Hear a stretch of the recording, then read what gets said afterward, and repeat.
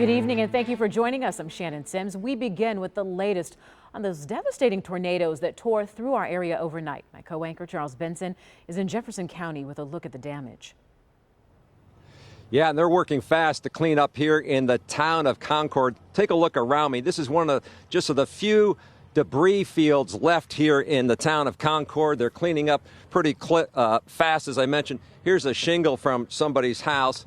Half of that tree is gone, and look at the size of this big tree here. It's gone because town of Concord was one of 4 tornadoes, according to the National Weather Service, that touched down here. Take a look at this map.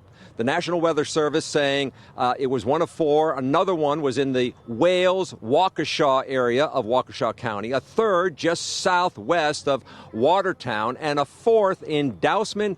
That's also in Waukesha County. There were also powerful storms and winds all across the area. Now, take a look at some of the damage here in Jefferson County where I am, one of the hardest hit areas, and you can see downed trees and debris scattered everywhere. We're going to have an update on just how much damage caused out at this location. But first, we want to begin our coverage with meteorologist Brian Goddard. You saw all of this happening, at least on the radar, early this morning. Brian, tell us what happened. Well, Charles, we saw that line coming out of central Wisconsin. We had the strong winds up in Ripon that could have been close to 80, 90 miles per hour, creating a lot of damage there. And then that line created those 4 tornadoes. They were all along that squall line there. The hardest, or the strongest one, being the one where you are at Concord with 105 mile per hour winds, 3 EF1 tornadoes, 1 EF0.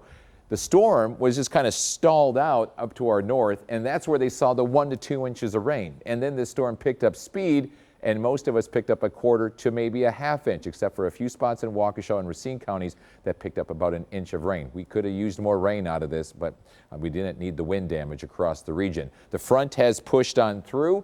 It has been cooler today with temperatures in the 70s. It's still a little muggy out there. The dew points will be dropping tonight. Hey, and so will the temperatures. Open up the windows. You'll wake up the temps in the 50s and 60s.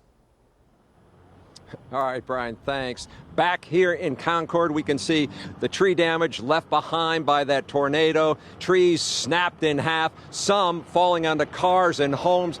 The road closed off here. A lot of people working to clean up. Take a look at this on County Highway F, just south of I-94 in Concord. Not snow, but white insulation thrown across the grass, that is. The roof of a nearby shed ripped off by near hurricane-force winds, at times clocking in as strong as 70 miles per hour. There were no reports of any injuries.